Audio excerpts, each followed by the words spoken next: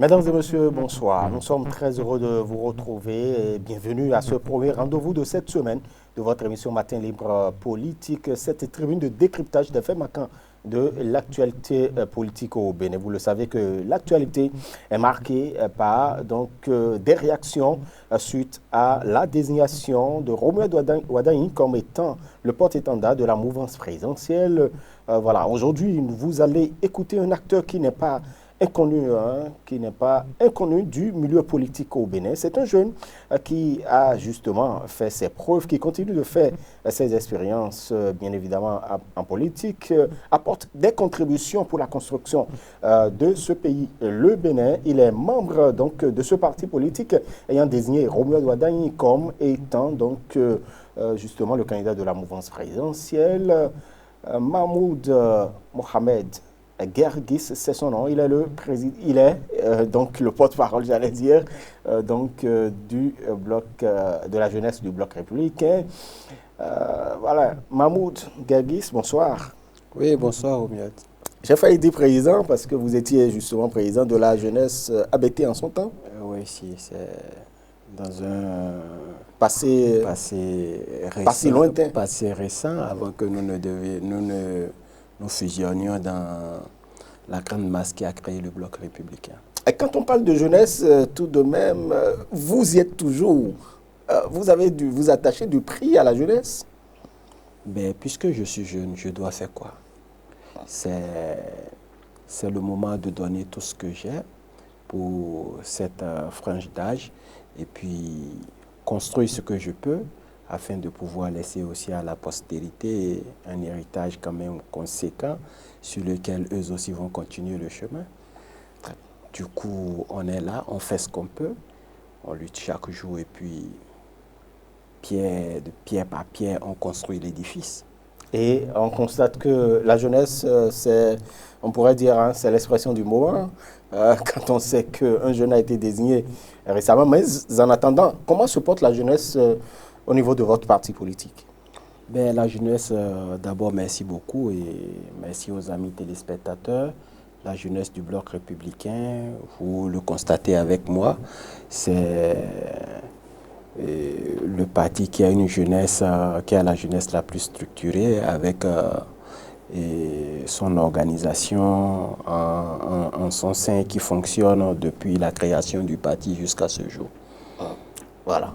Et est-ce que, quand vous parlez d'une jeunesse aussi structurée, c'est-à-dire que dans les autres partis politiques, qu'est-ce qui vous diffère fondamentalement? Non, ben, vous allez voir qu'au niveau du bloc républicain, c'est le seul parti où, d'abord, depuis sa création, il y a eu des instances qui sont mises en place, à savoir l'organisation des femmes du bloc républicain, l'OFR, et l'organisation de la jeunesse du bloc républicain, l'OJBR. Et ce sont des instances sur lesquelles le parti se base pour mener un certain nombre d'activités et aussi de mettre en œuvre certaines de ces actions privilégiées. Et en réalité, votre parti politique, quelle est la place qu'il réserve aux jeunes? Ben, le bloc républicain, c'est le parti des jeunes et des femmes. On nous réserve notre place de choix là. Et comme je le dis à tout le monde, ce n'est pas parce qu'on a dit qu'on réserve une place de choix à la jeunesse qu'il faut que les jeunes aillent se coucher et penser que d'ores et déjà qu'ils méritent cette place. Non, il faut faire ses preuves et les jeunes méritants, vous allez voir, de jour en jour, ils commencent par être mis à la lumière et puis ça va. La 8e circonscription électorale, tout de même, du Bénin, c'est quand même cette zone du Bénin qui vous intéresse, surtout quand on sait que vous avez quand même posé des actions, mené un certain nombre d'actions dans cette zone-là. La 8e circonscription électorale, ça retient l'attention, pas seulement de votre parti politique, même des partis de l'opposition aussi, notamment les démocrates. Comment vous entendez donc aborder les échéances à venir dans cette circonscription électorale?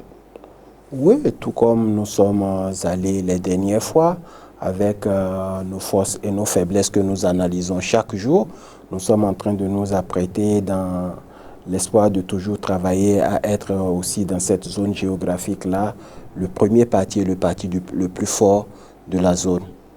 Donc, il n'est pas, personne n'a le monopole du leader d'une région en matière politique. Il faut travailler et ce sont les élections qui viennent, qui vont dire qui méritent d'être devant dans cette zone géographique. Et je crois que nous y travaillons et ça doit être le bloc républicain. Très bien. Les législatives, les communales, c'est pour le 11 janvier 2026. Après, ce sera la présidentielle. En tout cas, ça retient d'abord l'attention parce que le candidat de la mouvance présidentielle a été désigné. Romuald Wadagni, c'est celui qui, justement, est louangé depuis quelque temps, depuis le 31 août 2025. Comprenez-vous le choix de Romuald Wadagni pour la succession de Patrice Talon? On n'a pas à m'expliquer ce choix-là. C'est un jeune qui a été choisi au-delà de tout. C'est une fierté pour moi. Eh bien, mais Romuald, ne me dites pas que vous aussi, ça ne vous touche pas, que quelqu'un de votre génération est aujourd'hui la passe décisive pour diriger ce pays, quand vous savez que depuis 90, ce n'est jamais arrivé. Et tous les jours, je sais que hors micro, c'est ce que nous scandons tous. Eh bien, il faut que notre génération prenne le pouvoir afin de pouvoir donner ce que nous pouvons aussi à ce pays, afin de pouvoir tisser au bout de la bonne partie de l'ancienne corde et la nouvelle que nous pensons très smart et globalisant et mondialisant. Je dis à tout le monde que nous sommes une génération qui est venue au moment où le monde est en train d'atteindre son pic, avec tous les outils qu'il faut. Mais forcément, il y a des personnes de certaines générations qui ne sont pas aussi smart que nous. Je ne dis pas qu'ils ne sont pas smart. Ils ne sont pas aussi smart que nous. Donc, tout ce avec quoi notre temps va, si on ne nous permet pas de prendre le pouvoir, là, prendre certaines décisions pour nous-mêmes afin de solutionner les problèmes que nous vivons vraiment, je crois que des personnes des anciennes générations, quelle que soit leur bonne foi, les projections qu'elles feront pour nous en matière de solutions peuvent ne pas être compatibles aux problèmes que nous vivons. Donc aujourd'hui, nous n'allons plus avoir l'excuse de dire que les autres ont choisi pour nous des solutions qui n'ont pas pu éradiquer les maux sous lesquels nous compissons. Et plutôt, c'est nous-mêmes qui allons développer pour nous-mêmes des solutions pour les maux dont nous souffrons. Alors là, écoutez, si ça nous gratte à l'oreille, nous devons produire des solutions pour l'oreille. Tout est mis à notre disposition. C'est à nous de décider désormais et de façonner notre destin. Il ne suffit pas d'être jeune pour pouvoir quand même combler les attentes du Bénin, parce que vous savez, les enjeux sont grands. Mais moi, quand je dis jeune, déjà, je sous-entends tout ce que cela peut avoir comme contenu. Mais Romuald Wadagni, au-delà d'être jeune, ses capacités ne sont plus à démontrer. Parce que c'est ce jeune ministre qui a pris le Bénin à 39 ans, ministère de l'économie et des finances, et qui a brillé de mille feux en démontrant de par sa position tout ce dont il est capable. Quand on sait que le ministère des finances, c'est le ministère où le ministre occupe une position transversale qui coordonne pratiquement tout ce qui se fait dans le pays, parce que au-delà, et aussi bien plutôt politiquement, économiquement, socialement, culturellement, il faut réfléchir tout ce qui est proposé afin d'allouer un budget nécessaire à cela. D'abord juger tous les projets éligibles, d'abord c'est les comprendre, savoir leur portée, leur allouer, définir le budget qu'il faut pour ça, allouer, faire le suivi et savoir que ce pourquoi on a décaissé tel a été fait dans les règles de l'art. Donc ce n'est pas un inconnu de tout ce qui se fait dans le pays. Et si, et en toute honnêteté, nous avons les yeux ouverts et les ménages en place, nous devons constater que les Bénins de ces 10 dernières années ne ressemblent à rien d'autre qui s'est passé les années antérieures. Donc le Bénin est en train de connaître un progrès auquel il a activement participé et il a profondément connaissance des dossiers du Bénin. Et aussi, pourquoi je dis que c'est au-delà de tout, c'est un all-in-one, comme je le dis, c'est tout en un qu'on nous fait, mais il connaît déjà tout et ça va nous faire gagner ce que nous avons constaté au début du mandat du président Patrice Talon. Vous n'êtes pas sans savoir que lorsque le président Patrice Talon est venu en tant qu'homme averti, quand on dit que gouverner c'est prévoir, c'est lui qui a matérialisé ça au Bénin afin que les biens puissent prendre vraiment la notion de la gestion du pouvoir. Parce qu'avant, on allait... On ne va pas dire que gouverner, c'est prévoir, c'est autant de Patrice Talon, les autres anciens présidents. Non, mais je ne vous coupe pas. Ils ont fait à leur manière. Mais je vous dis que nous avons touché. Parce que nous avons eu droit à un programme d'action du gouvernement vulgarisé et dont nous avons copie et sur lequel nous pouvons évaluer les gouvernants. C'est différent. Et vous n'êtes pas sans savoir que quand cela a été écrit... Il y avait quand même des plans stratégiques, des plans je vous dis, je ne parle pas des plans sectoriels, je vous parle du programme d'action d'un gouvernement qui est venu en place. Le plan quinquennal qu'ils ont mis la feuille de route chaque fois en place, la feuille de route du gouvernement. Cela, qu'est-ce que ça fait? Ça permet à tout le peuple d'avoir un support par lequel on peut évaluer les gouvernants. Et dites-vous qu'après tout cela, mais on nous a trop matraqué ici avec gouvernement de maquette, gouvernement de ci et de ça, pendant que le gouvernement était en train de travailler à évaluer, à planifier, à tout prévoir, à chercher des voies et moyens pour mobiliser les ressources. Mais vous savez, ça fait partie des activités qui ont fait perdre plus de 3 à 4 ans au président Talon. Et pendant ces 3 à 4 ans-là, on ne voyait vraiment rien sortir de façon palpable. Le travail se faisait en souterrain. Donc tout ça là aujourd'hui, mais le ministre Romuald Ouaddaï y a participé. Donc nous n'allons plus avoir droit à ce recommencement. C'est sur l'existant que nous allons partir pour ne plus perdre le temps. Ça, c'est aussi un bénéfice pour le pays. Et donc, il y a un existant sur lequel il s'opposera pour pouvoir mener ses actions s'il devient président. Mais on n'en est pas encore là.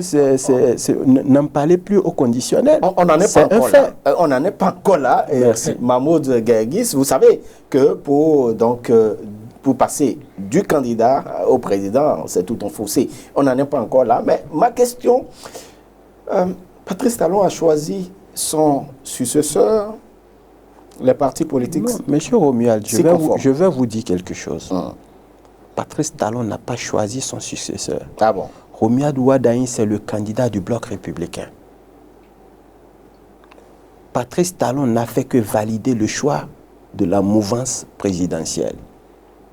Vous pensez que Patrice Talon, par exemple, vous pouviez choisir et Patrice Talon, justement, s'imposerait, en fait, se conformerait simplement? Ben, c'est une question de la majorité. Une seule personne ne fait pas un président de la République.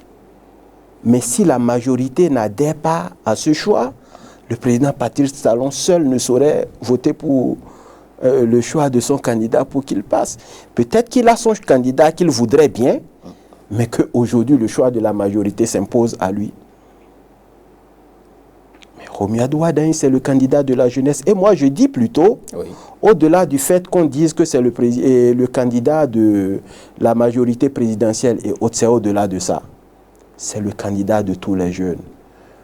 Tous les jeunes épris d'une volonté farouche du progrès et du développement du pays.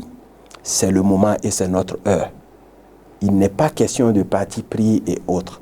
J'ai dit sur un plateau la dernière fois à Nadine Okumaso qu'elle parlait de la rupture, qu'il faut rompre avec la rupture. Je dis, mais ceux avec quoi il faut rompre plutôt, c'est ces personnes ou cette jeunesse-là qui ne fait que regarder les autres faire, critiquer et autres. Il faut rompre avec ces pratiques-là, venir ensemble pour que nous nous unissions, nous travaillions ensemble, faire le chemin ensemble afin de pouvoir, après un parcours, nous arrêter, évaluer les choses et voir le niveau que nous avons atteint, faire un rapport à mi-parcours, voir les forces et faiblesses, les tenants et aboutissants. Nous évaluer, après, nous donnons encore des outils pour progresser ensemble. Parce que ce pays-là, que ce soit Jacques, Paul ou Kodjo, qui a sa destinée aujourd'hui, l'urgence, c'est qu'il progresse. Et quand ça va progresser, ce ne serait ni pour Romuald ni pour Mahmoud. C'est pour le Bénin que ça progresse. Donc si Romuald Ouadani vient travailler et fait progresser le pays, l'enfant de l'opposant, s'il crée des conditions assez stables pour un mieux-être, l'opposant et son fils y vivent. Donc ils vont en profiter. Bon, je ne pense pas que aujourd'hui demander aux opposants de venir s'unir quand on sait que pendant presque 10 ans, ils sont fâchés, il y a des exilés, il y a des personnes qui sont en prison et tout cela. Non, nous ne sommes pas en train de faire l'apologie de la discorde ici. Je ne suis pas en train de demander aux opposants de laisser leurs idéologies et de venir à nous par force. Je dis l'idéal qui devrait nous unir doit rester plus fort que ce qui nous divise. Parce que ce sont nos intérêts personnels et grégaires qui nous divisent. Si l'intérêt général, qui est ce que le peuple, la nation attend de nous, doit pouvoir nous unir, pourquoi pas? C'est comme le président Talon l'a dit lorsqu'il a reçu la jeunesse plurielle à la Marina. Mais quelle idéologie prônent aujourd'hui les partis politiques au Bénin? Et c'est la même chose quand vous vous ne pouvez pas dire que c'est la même chose quand on sait que l'idéologie que défend votre parti politique est différente de l'idéologie par exemple de l'Union progressiste, le renouveau. Oui, mais est-ce que ce n'est pas travailler pour que le Bénin progresse? Si c'est ça, nous sommes dans les mêmes courants de pensée. Parce ce n'est peut-être pas la même méthodologie quand on sait que... Voilà, c'est pourquoi, c'est justement parce que ce n'est pas la même méthodologie qu'il faut chercher des personnes averties qui savent faire et qui ont fait leurs preuves, tenir le pays et l'amener à son développement, comme ce qui s'est fait ces 10 dernières années et ce qui se fera les années qui viendront. Voilà, et donc, pour vous, le candidat Romuald Ouadani, c'est un candidat de cœur. C'est le candidat de la jeunesse, c'est le candidat du bloc républicain. Très bien. Et déjà, en fait, quand on prend Romuald Ouadani, il n'est pas membre d'un parti politique, vous l'avez quand même désigné. Pour certains observateurs, ça ne devrait pas être le cas quand on sait qu'on a toujours prôné, ou les gouvernants actuels ont toujours prôné le fait qu'il faut qu'un candidat puisse provenir des partis politiques. Est-ce que dans vos partis politiques, il n'y a personne qui puisse valablement assurer la succession, par exemple, de Patrice Talon? C'est pourquoi vous êtes allé chercher quelqu'un qui n'est pas membre de votre parti politique. Mais on a dit que c'est quoi? On vous a dit que c'est le candidat de la mouvance présidentielle. Romuald Ouadani était opposant? Répondez-moi, est-ce qu'il était opposant? Malheureusement, c'est vous qui répondez. Non, mais je vous ai posé, est-ce que Romuald Ouadani était opposant? Si vous répondez, je continue. Allez-y, allez-y. Est-ce qu'il était opposant? De toute façon, mais il a participé à la gestion du pouvoir de la mouvance présidentielle. Il n'est pas opposant. Il est là, il est associé à tout ce que nous sommes en train de faire plutôt dans ce pays depuis 2016. Ne me dites pas qu'il n'est pas de la majorité présidentielle. Donc, si nous le choisissons, on n'a surtout pas dit qu'un candidat ne peut pas provenir d'une mouvance. Non, personne n'a dit ça. Mais on a dit que les candidats, toute candidature doit être fondée sur des parrainages. Mais la personne peut quitter Tchoumi Tchoumi. Si elle a le parrainage, et les parrainages qu'il faut, la personne peut être candidate plutôt. C'est où le problème? Et de surcroît, lui, il n'a pas été parachuté. Hein? Parce qu'il y avait des gens qui avaient été parachutés? Je ne sais pas. Je dis que lui, il n'a pas été parachuté puisque c'est de lui qu'on parle. c'est quelqu'un qui connaît la maison, c'est quelqu'un qui a travaillé pour la maison, c'est quelqu'un qui a donné ce qu'il peut pour la maison, c'est quelqu'un qui a participé activement et de façon transversale à tout ce qui s'est fait dans la maison. Et pour les progrès que nous avons reconnus au cours de ces 10 dernières années, et du fait que nous ne voulions pas que les sacrifices du peuple béninois s'estompent de manière brutale, il faut forcément que nous cherchions de façon objective, sans penser à nos intérêts personnels en allant dire forcément ça doit être de tel côté ou tel que le candidat doit sortir. Mais je dis, l'intérêt de ce peuple doit prévaloir pour nous tous plus que nos intérêts. Même quand on dit que la politique c'est un jeu d'intérêt personnel, mais l'intérêt personnel, en venant le chercher, il faut pouvoir loger ton intérêt personnel dans l'intérêt général qui est défendu par un groupe donné, afin de pouvoir lutter dès que vous gagnez dans la recherche de la réalisation de cet intérêt général-là. Chacun trouvera son compte. Au lieu qu'on suive, on aille de façon émotive, prêcher sur quelqu'un, c'est ci ou ça. Mais non, nous, on a dépassé ce niveau-là. Et c'est d'ailleurs pourquoi le système partisan cette réforme a été mise en place pour mettre fin aux clubs électoraux. Des clubs de région qui se créaient et tout candidat pouvait sortir d'une maison et autres. Mais c'est fini ça. Quand on dit un parti politique, il doit avoir ses représentants dans tous les hameaux du Bénin. Donc le choix de ce parti politique et des actions de ce parti doivent impacter jusqu'au dernier hameau du pays. Et c'est ça l'idéal pour nous. Et c'est cet ensemble-là que nous avons symbolisé en la personne de Romuald Ouaddaï, en y voyant la capacité de conduire le Bénin d'après 2026. Très bien. Votre circonscription électorale, comment elle appréhende justement cette désignation de Romuald Ouaddaï?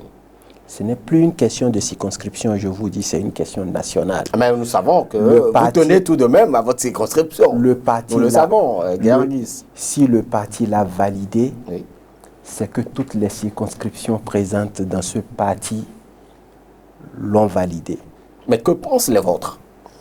Mais je suis ici, je vous dis que je le valide, mais vous attendez quoi donc?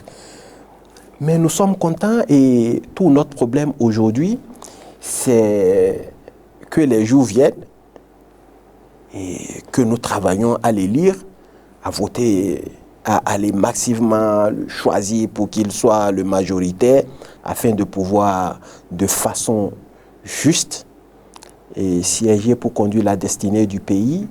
Et pas que nous allons le laisser aller diriger seul, et c'est surtout ce que je fustige. Nous n'allons pas lutter pour prendre un pouvoir, le lui accrocher et dire c'est fini, nous avons fini notre travail et puis nous reculons. J'aimerais dire à toute la jeunesse que ce pouvoir-là sera le pouvoir autour duquel nous allons travailler plus de fois que nous l'avons fait avec les autres parce que c'est le nôtre. Cette fois-ci, nous n'allons pas nager dans de l'eau, dans un courant d'eau tranquille, mais nous allons affronter les vagues parce que c'est nous. Nous devons l'accompagner et à diriger ce pays et à amener le pays à un niveau plus élevé que là où on nous l'a laissé. Parce que la barre aujourd'hui, elle est haute. Nous devons tout faire à amener cette barre-là très haute. Parce qu'elle doit aller plus haute que là où on nous l'a laissé aujourd'hui. Sinon, qu'est-ce qui se passera quand vous, Romuald, et puisque c'est d'ailleurs votre temps maintenant, mais quand vous allez vouloir quelque chose dans ce Bénin demain, on va dire, mais écoutez, vous les jeunes là, quand on vous donne quelque chose, vous n'arrivez à rien faire. Et donc, quels sont les défis alors qui s'imposent aujourd'hui? Les défis qui s'imposent à nous tous, c'est que nous nous initions pour défendre cette candidature de la jeunesse, pour travailler à ce que des résultats issus de cette candidature-là soient meilleurs et que nous accompagnions l'élu à mener à bien sa gouvernance et à amener le pays le plus loin possible pour que l'histoire retienne que désormais, il faut laisser la gouvernance des nations aux jeunes capables afin qu'ils puissent intégrer les réalités de leur temps pour pouvoir trouver des solutions adéquates aux problèmes du moment. Très bien. Et aussi faire leurs projections futuristes. Vous savez que la jeunesse, ce n'est pas, ce ne sera pas un discours de campagne, bien évidemment. Récemment, justement, la jeunesse de votre parti politique est sortie pour pouvoir quand même approuver cette désignation. Cela ne pourrait pas être autrement quand on sait que c'est votre parti qui l'a désigné aussi, bien évidemment, Mahmoud Guerguis, mais le véritable souci aujourd'hui, ou la question qu'on pourrait se poser, quel est le discours que vous tiendrez face à vos militants, face donc aux électeurs en faveur de votre candidat? Ben, les 10 années passées parlent déjà beaucoup pour vous savez que c'est les 10 années, c'est pour Patrice Talon et non pour Robert Douadagne. Mais nous y avons participé activement. Quand je vous dis la gestion de Patrice Talon, on ne peut pas y estiper Robert Douadagne.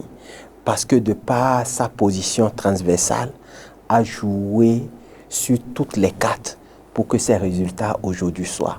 La mobilisation des ressources, et la répartition des ressources dans chaque secteur pour que tout ce que nous voyons puisse être réalité, mais c'est son génie aussi.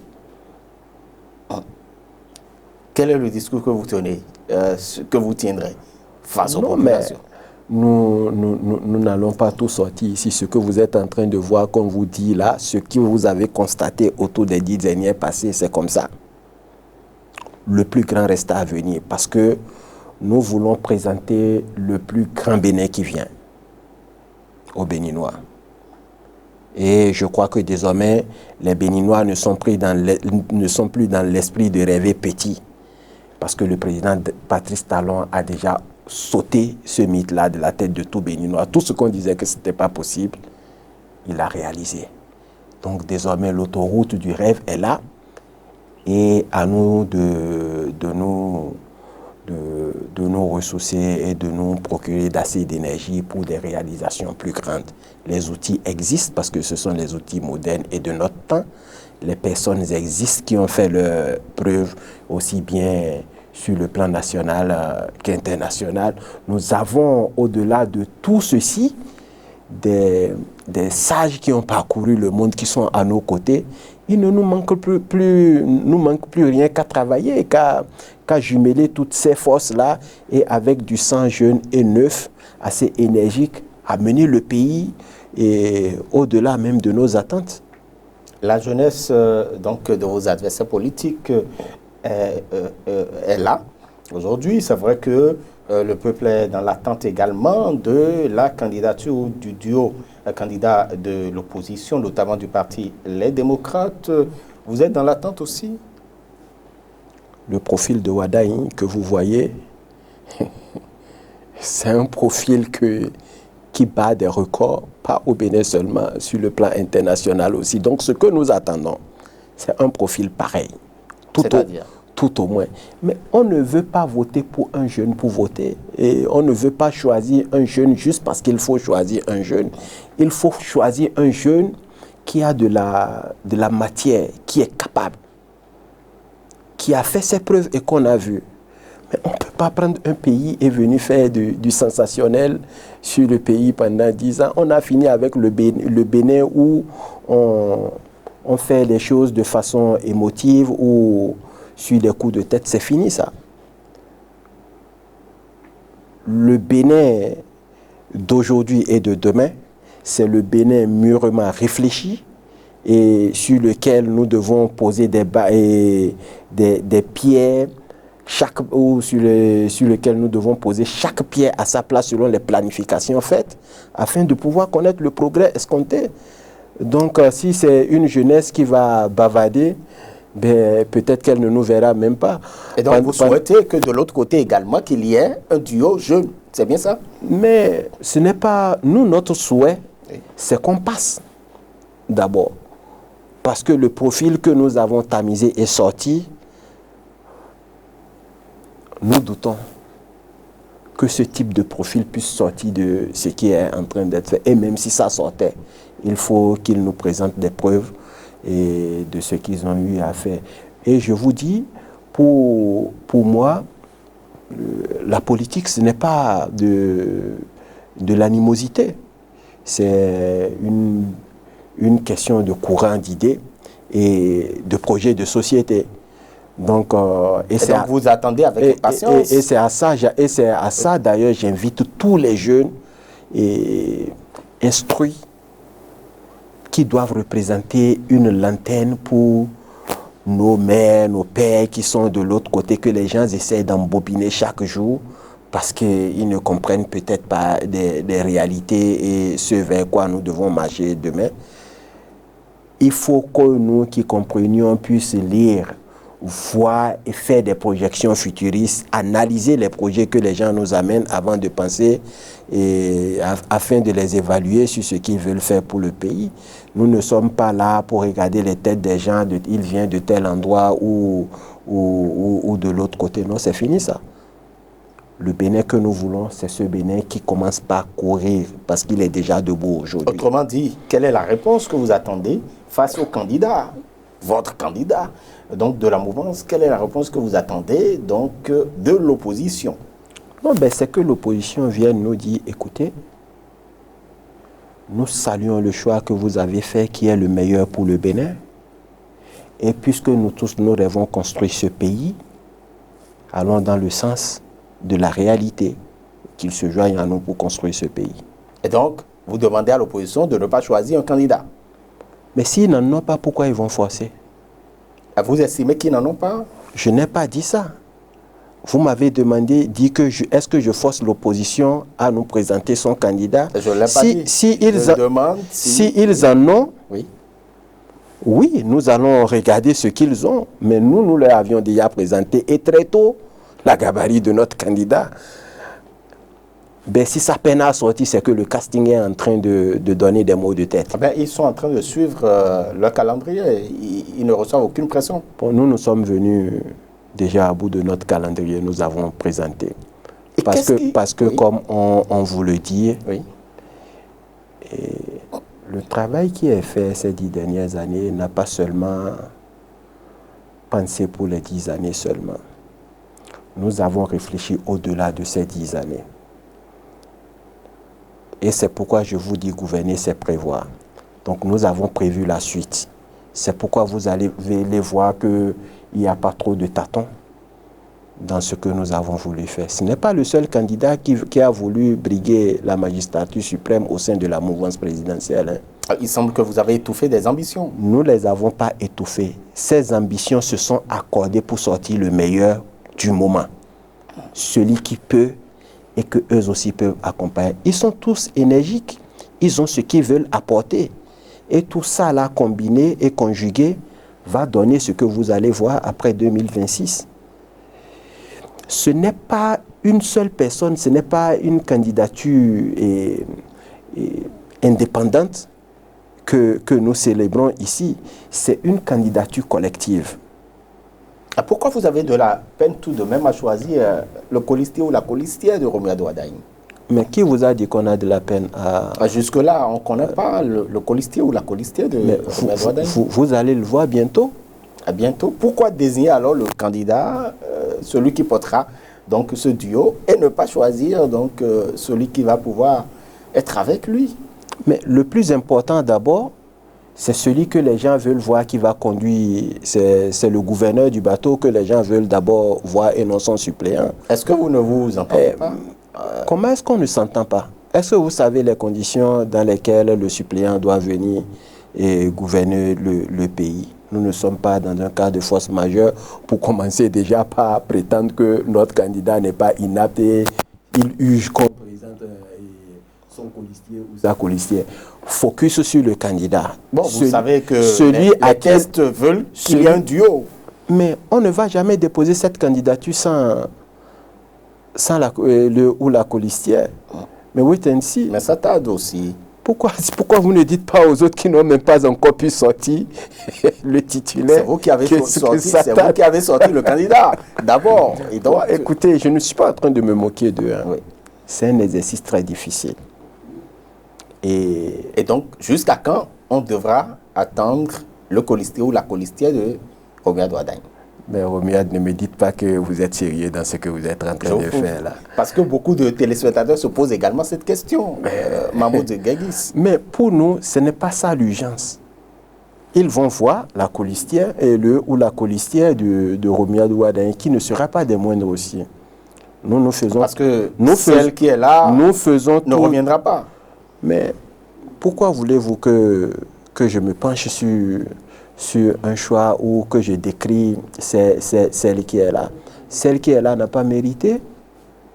Mais si c'est elle que la majorité choisit pour continuer par supplier Romuald Wardani, elle le sera. Mais si le choix est porté encore sur quelqu'un d'autre, ce sera ainsi. Je vous dis, au sein de la majorité présidentielle et de la mouvance présidentielle, le choix des personnes importe peu. C'est l'idéal qui est ce derrière quoi nous courons aujourd'hui et l'objectivité. Vous avez entendu le président Patrice Talon dire « J'ai donné tout ce que je peux à ce pays. Je pense que j'ai épuisé tout ce que j'ai comme cadre. Je vais confier le pays à quelqu'un d'autre qui pourra faire beaucoup mieux que moi. » Et regardez là où il a amené là-bas. Regardez là où il veut que son successeur aille. Donc il va falloir que même si l'opposition veut choisir, qu'on choisisse quelqu'un qui peut dépasser ce niveau-là. Et c'est ça que nous attendons tous. Donc c'est pour vous dire que le colistier ou la colistière qui viendra doit venir avec l'énergie nécessaire pour accompagner aussi Romuald à faire l'exploit à la tête de ce pays. Et nous aussi avec. Mais pour le moment, vous n'avez pas encore le colistier ou la colistière. Donc tout ce que j'ai dit là, vous n'avez pas compris. Les téléspectateurs se posent la question. Ben, c'est à leur question que j'ai répondu. Nous travaillons de façon collective et ce que vous devez savoir aussi avec moi, nous ne sommes plus dans ces pagailles d'un temps où chacun peut venir dire ce qu'il veut à la face du monde. De façon que la candidature de Romuald Wardani a été annoncée officiellement, c'est comme ça que le nom de du colistier ou de la colistière aussi sera annoncé officiellement. Ce n'est pas de mon ressort de venir parler de qui veut l'accompagner sur une chaîne de télévision. Nous ne sommes pas dans un marché au sein de la mouvance présidentielle. Nous faisons les choses dans les règles de l'art. Donc les téléspectateurs patientent. La manière dont nous les avons présentés, nous leur avons présenté plutôt l'iconoclaste Romuald Wardani. C'est ainsi que la colistière aussi viendra avec les mêmes gabarits presque. Et quand est-ce que, justement, il y a quand même certains qui se posent la question, véritablement, comment le processus ayant conduit à la désignation de Romuald Wardani, ça semble être décidé par un groupuscule de personnes. Quand on sait qu'il n'y a pas eu un congrès, il n'y a pas eu une réunion statutaire, il n'y a rien eu. On a vu un communiqué, on a vu telle chose. Est-ce que vous êtes de la mouvance présidentielle? Vous êtes politique? Je vous fais la question tout de Vous êtes politique? Est-ce que vous pouvez... Vous avez dit que vous étiez là, vous avez juste vu un communiqué, mais non. Oui, c'est le fruit des travaux que vous avez vus. Vous n'étiez pas là quand les réunions se faisaient, quand les concertations et autres se faisaient. Comment ça s'est passé? Non, mais ce que nous avons à vous présenter, c'est le fruit de notre travail. Comment ça s'est passé, comment est-ce qu'il y a eu des tirailles, comment est-ce qu'on a essayé de mettre les choses ensemble jusqu'à arriver là, c'est notre cuisine interne. Les autres qui sont en train de peiner à choisir leur candidat, vous voulez que je leur donne les techniques pour aller choisir un bon candidat? Ah, parce qu'il y a une technique. Non, je ne vais pas vous dire ça, Romuald. Parce qu'il y a une technique. Est-ce que vous n'êtes pas en mission? Vous voulez que je sorte les stratégies qui permettent de désigner un candidat imbattable? C'est ça que vous voulez que je sorte ici? Ah, d'accord. Donc, cher ami, je ne suis pas d'accord avec ce que vous êtes en Très train bien. de faire. Mahmoud Guerguis, mesdames et messieurs, nous tendons vers la fin de nos discussions avec notre invité d'aujourd'hui. Cette question, on va tout de même vous la faire. Depuis quelque temps, on voit un certain rapprochement tout de même entre les partis, notamment de la mouvance présidentielle et le parti Foscoré.Bénin émergent. Notamment, vous avez eu des pourparlers, il y a des pourparlers qui ont démarré avec votre parti politique, le Bloc républicain. Quelle est l'appréhension qu'on devrait avoir justement de ce rapprochement? L'appréhension que vous devez avoir de ce rapprochement, c'est comme on l'a dit, les accords de gouvernance, le code électoral n'exclut pas des accords de gouvernance. Donc des partis qui pensent que dans des localités données, qu'ils peuvent, au-delà de ce qui les divise, se mettre ensemble pour pouvoir converger les forces afin d'atteindre les objectifs fixés, peuvent faire ces accords-là pour ces localités et autres seulement. Et bon, moi, quand j'ai analysé personnellement ce que je me suis dit, mais vous voyez l'opposition qui a tout le temps fustigé un tant soit peu ce que nous faisons à la majorité présidentielle, venir nous demander aujourd'hui la cohabitation et tout, moi c'est un bon signe de vie. Ah, vous pensez que c'est un bon signe? Pour certains observateurs, on trouve que ce rapprochement est incestueux. C'est comment incestueux? C'est la vitalité de la démocratie. Et la démocratie, ce n'est pas de la sauvagerie, ce n'est pas de l'exclusion. La démocratie, ce n'est pas de la ségrégation. On parle de démocratie, c'est le pouvoir du peuple, par le peuple et pour le peuple. Quand une partie de ce peuple décide d'aller s'unir à une autre partie pour définir l'idéal d'une région donnée, est-ce que c'est incestueux? Il va falloir que nous commencions par réfléchir les choses autrement. Nulle part. Mais dites-moi, est-ce que nous sommes obligés dans une maison d'être divisés ou d'avoir des camps pour faire avancer la maison? Il peut arriver des moments où l'idéal pour lequel nous voulons faire quelque chose soit accepté de tous et que nous allons dans la même direction. Est-ce que ça veut dire que nous ne sommes pas des personnes intelligentes et normales? Mais c'est ça, au fait, qui me tracasse un peu dans notre manière de voir la chose politique, surtout en Afrique. Regardez un peu ce qui se passe dans l'arène politique. Nous voyons des courants politiques où, quand la mouvance fait quelque chose qui leur semble anormal, je suis d'accord qu'il fustige. Mais quand la mouvance fait bien aussi, il faut avoir le courage de dire, mais nous constatons que parce que ce sont les autres, même si ce qu'ils font est normal pour le pays, il faut chercher des arguments et tout pour dénigrer cela. Et qu'est-ce que ça fait? Ça mélange le peuple qui regarde. Ça embrouille tout le monde si bien que parfois le peuple souffre de ces machinations-là, de ces embrouilles et de ces jeux psychologiques auxquels il est chaque fois soumis. Nous devons dépasser ça, M. Romuald. De ce type d'alliance n'ont rien de grave. Quand nous savons que personne n'ira amener un autre Bénin d'ailleurs pour venir le gouverner ici, c'est le même Bénin. Donc tout ce que nous pouvons faire pour aller de l'avant dans ce Bénin-là compte. Rien n'est incestueux. Si demain, les démocrates venaient à s'accorder avec le BR ou l'UP pour faire quelque chose ensemble, c'est pour le Bénin, ce n'est pas pour une autre nation. Donc ne regardez aucune alliance d'incestueux ou d'autres. Voilà. Et donc, bientôt, le parti FCBE pourrait avoir des parrainages de votre parti? Ce n'est pas à moi de répondre à ça là, parce que quand vous allez lire les accords qu'ils ont eus avec notre parti, si c'est dans ce sens ou pas, moi je ne pourrais vous le dire sur un plateau parce que je ne suis pas missionné pour venir parler de leur accord avec notre parti ici. Mais vous ne trouvez pas d'objection à cela?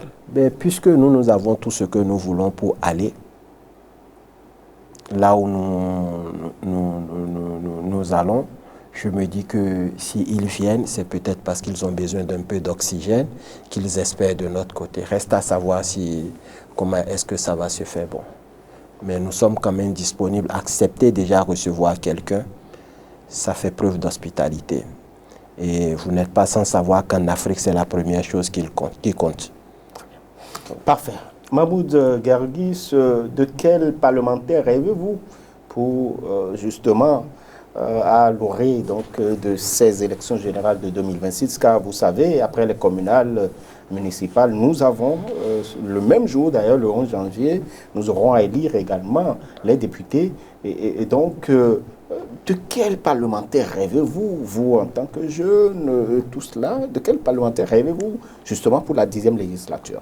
Je rêve d'ailleurs pas pour les parlements seulement, mais je rêve d'une classe politique équilibrée et lucide, d'une classe politique objective, d'une classe politique focus sur le développement du pays, d'une classe politique qui va proposer des solutions justes pour le pays, d'une classe politique qui va dépasser des questions d'émotion pour être assez objectif pour le progrès du pays.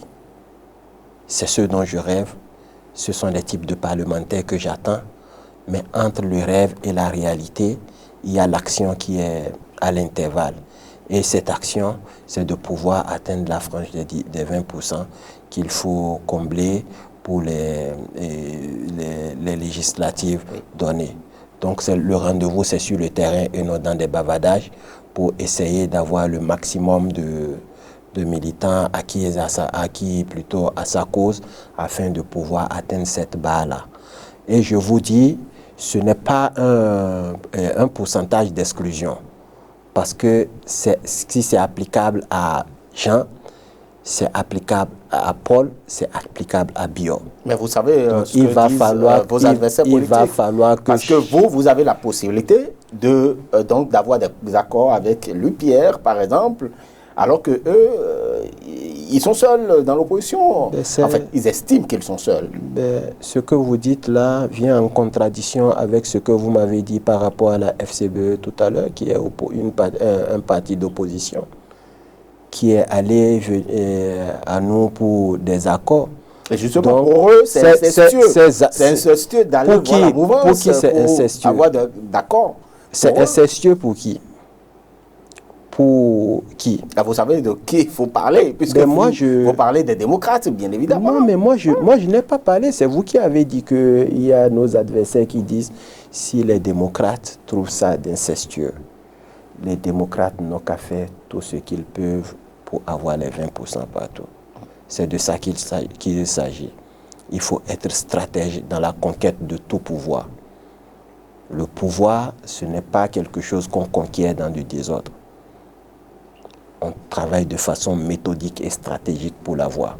Et donc le code a été fait stratégiquement. S'il se juge capable d'atteindre ces seuils-là seuls, ils vont seuls, ils gagnent leurs choses seuls, et puis voilà. Il ne faut pas qu'ils fustigent ce que les autres font. Vous et moi n'avons pas les mêmes manières d'appréhender les choses, ou bien les mêmes manières, ou les mêmes possibilités, ou les mêmes capacités d'aborder des problèmes. Donc chacun les aborde à sa manière. Très bien. Merci beaucoup à vous, Mahmoud Mohamed Guerguis. Avant de vous laisser partir, votre mot de fin. Mon mot de fin, c'est déjà remercier le président Abdoulaye Bio-Tchane, qui est le président du parti Bloc républicain, qui a eu l'intelligence de conduire une équipe qui a travaillé au choix du candidat Romuald Wardani. Et après ça, féliciter également le président de la République qui a validé ce choix-là pour la mouvance plurielle, et tous les militants qui ont accueilli après le corps ce choix objectif et qui ont lu en cela l'avenir. C'est comme je le disais avec un ami la dernière fois,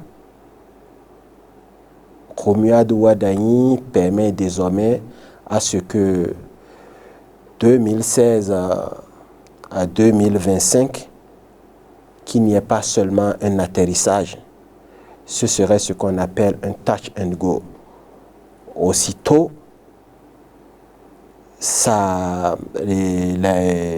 le vol 2025 touche la piste d'atterrissage, aussitôt il décolle encore pour une autre destination plus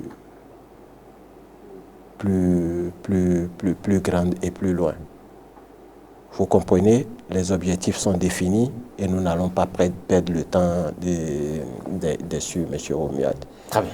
Merci beaucoup à vous. Merci pour la disponibilité, pour les échanges. C'est moi et tout le plaisir pour moi. D'ailleurs, félicitations pour tout ce que vous faites. Merci. Pour informer le peuple béninois et le monde entier. Merci. Ouais. Merci beaucoup à vous, mesdames et messieurs. Vous savez donc ce que pense notre invité des différents sujets que nous avons abordés avec lui. Notamment, il est confiant de ce que le meilleur choix fait par la mouvance présidentielle, c'est bien le choix de Romuald Ouadani. Mesdames et messieurs, on va se quitter donc justement sur ce message qu'il vous a apporté. Et nous allons nous retrouver très incessamment sur les antennes de Matin Libre Télévision avec un autre invité, un autre citoyen du Bénin pour d'autres thématiques à aborder. N'oubliez pas de rester donc toujours connecté à Matin Libre Télévision. On va se retrouver très très bientôt. À bientôt donc.